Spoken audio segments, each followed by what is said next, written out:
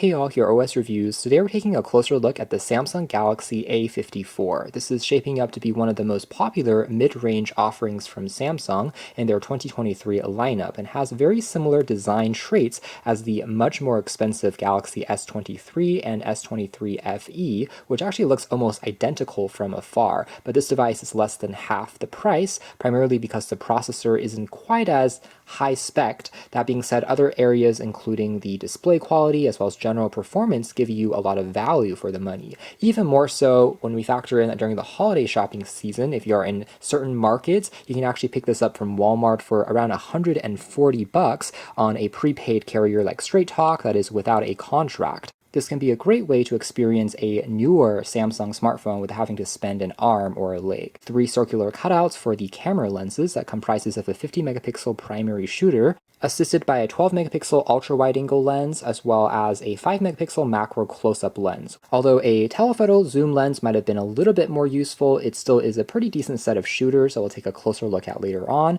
And really, for a first time on a Galaxy A series phone, Samsung has opted for a Gorilla Glass finish on the rear cover here, again similar to on their more premium S series phones, as compared to polycarbonate plastic on almost all of their other prior A series devices. Now that being said, glass is going to be a little bit of a controversial material. In some degree, it does make the phone feel a little bit more firm and cold as you're holding it, but ultimately it's not quite as shatterproof. So it's a toss-up between feeling more premium versus being more practical, but still is nice to see. Now the frame of the phone though is constructed out of polycarbonate plastic as compared to the actual S series phones, which are made out of metal instead, but nonetheless it still feels quite solid and reassuring. A very dense plastic overall, doesn't feel cheap at all, partially also because of the large 5,000 milliamp hour capacity battery inside, which can top up at 25 watts using the Type-C port, although there isn't desktop mode support or video output from this port like on the more expensive S series phones, and there's also no Qi wireless charging, but overall it is expected, I would say, for this budget price point. You also find stereo speakers here, which is excellent, including one on the bottom and also the earpiece serving as a second one for more added stereo separation. Located on the right-hand spine is going to be the power key as well as the volume rocker, which all feel pretty tactile and clicky, and also here's a profile view of the camera ring here that does protrude a little bit. It means if you're setting it down onto a table, it does wobble a little bit, although a case can mostly make this flat. The ring here, though, is constructed with a metal rim on the outside. The top here also houses the SIM/microSD expansion slot to augment the 128GB of built-in storage.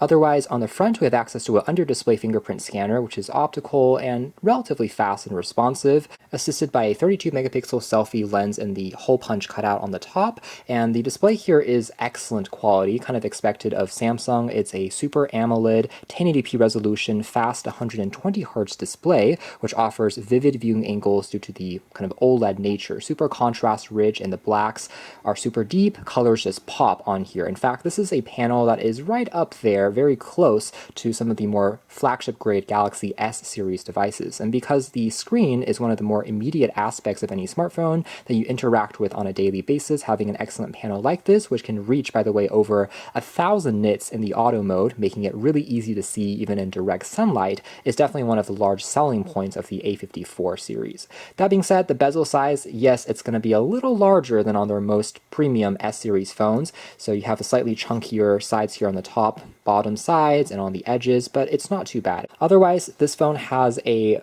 Exynos 1380 processor underneath. It's 5 nanometers, supports 5G, and it's a octa-core chip, of course, from Samsung themselves. So this is in contrast with using, say, a Qualcomm Snapdragon chip, which might be a little bit more power efficient. So this actually is quite similar to some Snapdragon 700 series chips when it comes to the graphics performance, which is to say it's very good as a mid-ranger. However, you can't expect it to beat the absolute flagships like the 8 Gen 2s or 8 Gen 3s on the market when it comes to competitive gaming and areas that will push the GPU a little bit more. But for, again, casual everyday use, especially now that this phone is sub $150, it still feels perfectly smooth and capable enough. That being said, similar to on Google Pixel phones, which are powered by Tensor, technically manufactured on Samsung's facilities like the Exynos chips, it's not known to be the most thermally efficient. That means if you are pressing the phone really hard or installing a lot of software updates, it does have a tendency to get a little bit more toasty compared to on many Qualcomm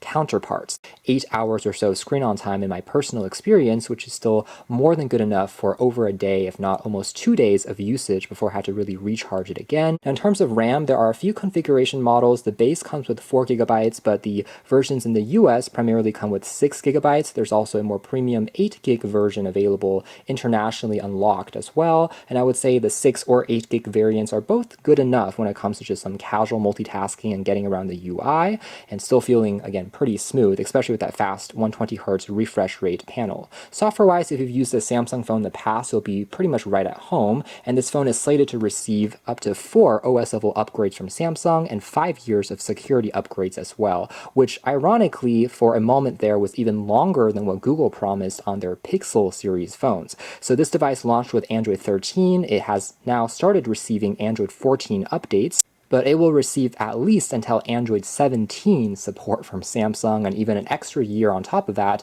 in terms of, again, security patches over the air. So incredible. You'll be able to use this phone for years and years to come, and it's great to see that manufacturers are starting to support their devices for longer, which is really what we should be seeing, since the phones these days are now perfectly capable when it comes to their components to last for longer as well. A few small details that the Galaxy A54 also gets right include water resistance. This is rated IP67, so if it accidentally falls into the pool or gets wet from the rain, it should more than survive. Furthermore, this phone does have excellent haptics, which is a detail that is typically omitted on less expensive phones, but thankfully on here it still feels quite tight and precise whenever you're tapping and interacting with the UI. Connectivity is otherwise fully stacked, aside from 5G dual-band Wi-Fi, as well as the latest Bluetooth chip and GPS. You can also find NFC on here for contactless mobile payment. In fact, the plastic frame does mean that I was consistently getting almost full bars when I was browsing the web, not really encountering too many hiccups there, which was great. And the flat screen as well is very practical, so there are no accidental triggers or touches as you're holding onto the phone.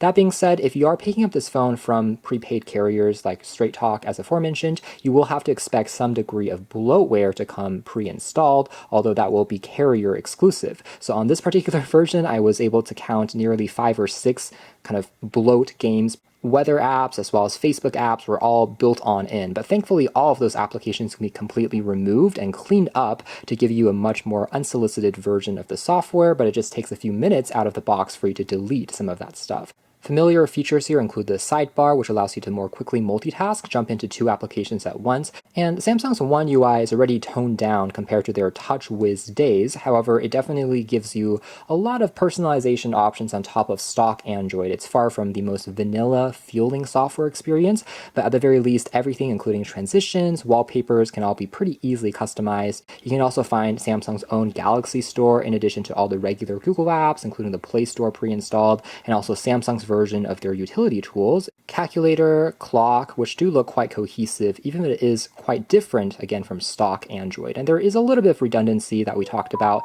in prior videos here, where, for instance, there is the Samsung web browser in addition to the regular Chrome browser, so you have kind of 2 ways of doing essentially the same thing, but at least you have the choice of using the version of the app that you enjoy the most, even if there is a little bit of duplication going on. But as a whole, the processing package here is still good enough that it still keeps up despite the slightly larger amount of built-in applications, still giving you around 100 gigabytes of storage space left for you to install the programs that you actually want. And again, you can further augment that pretty easily using the SD card slot. Now, if we jump into the camera experience next, I will say that this is an area where more budget and mid-range phones typically won't be as good as their flagship counterparts in, and the A54 mostly fits into that stereotype in that it's actually a very competent shooter, but don't expect it to beat the actual Galaxy S23 or the latest Pixel or iPhones when it comes to a side-by-side comparison, although you still get plenty of options here and it still is very good in a vacuum. Now, you're able to toggle advanced settings here, including various filters, as well as HDR, resolution. You can record video up to 4K 30 FPS. There's also a portrait bokeh mode that you can play around with using the depth sensor there,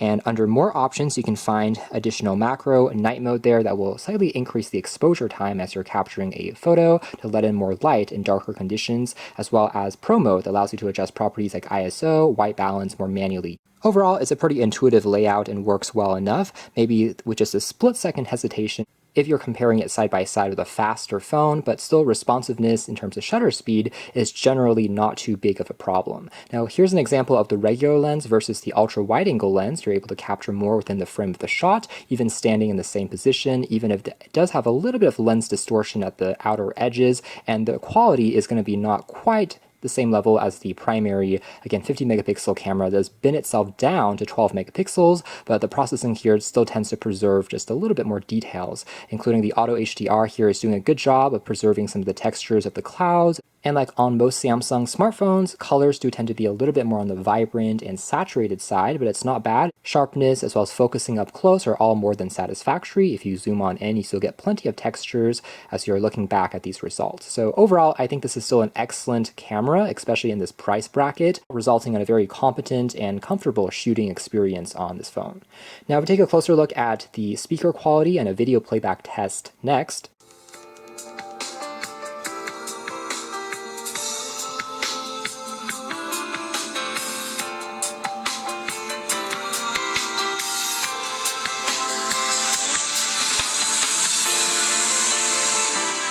Takeaway being that the stereo speakers do make a pretty large impact when it comes to giving you a lot more depth and separation as you're consuming media, making it excellent for things like YouTube and Netflix, sounding quite full, surprisingly, for phone speakers that is, and actually not too far off from even flagship grade smartphones when it comes to the audio department.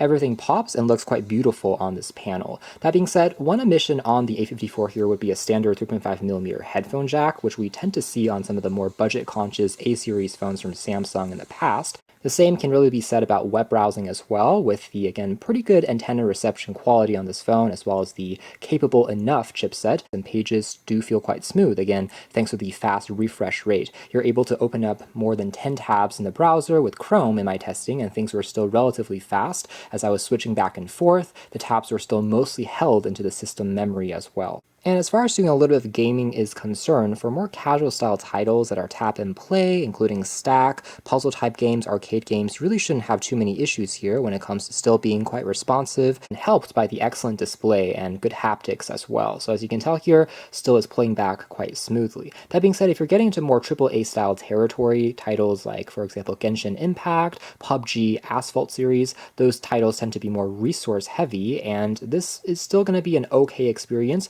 but if you are really a true competitive gamer, then that's where you would typically want to look at more powerful specs. So ultimately, there is no program from the Play Store that you aren't able to install. Even heavier titles like Genshin as well as PUBG at the end of the day can still work. You just have to be a little bit more patient in those cases, waiting for a few moments longer for the games to open up and expect a little bit more drop frames. But again, if you're not being super nitpicky there, especially for more casual gamers out there, you should be still perfectly pleased with the overall experience. So that is more or less it as far as our hands-on review of the Samsung Galaxy A54. This is a very good value Samsung smartphone if you're looking for a new device from 2023. In a way, it's quite no frills because there's nothing here that we haven't necessarily seen from Samsung phones in the past. However, all the components are pretty well optimized and add up to a relatively well-performing smartphone, especially again in this price bracket. From a beautiful looking display, a very modern design, good enough battery life as well as camera performance, excellent stereo speakers, it all results in a pretty capable day-to-day overall smartphone that you're taking with you for consuming media. So with all things considered, I can certainly understand why this is a very popular mid-range choice, especially now that the price is so affordable and in the ultra-budget territory. With that being said, if you're not living in eligible markets where some of these discounts are occurring, then it might also be wise to shop around and consider some of the older flagships of past generations, devices like the Galaxy S20 or S21, which might pack actually a little bit more graphics power even when compared to a newer mid-tier chip like this one. Another alternative would be considering Google Pixel 6a or 7a devices, which technically also have a slightly faster processor at a similar price bracket as well if you're not set on a Samsung smartphone that is, and you're willing to make do with a design that might not be quite as stylish on paper. That being said, again, within the new lineup from 2023 in Samsung's current collection, I have to say the A54 is still a very compelling value. So you can check out more details if interested in the links down below. Kind of shows that even, again, affordable smartphones are just getting better and better. Thanks for watching here at OS Reviews. That's been a closer look at the Galaxy A54.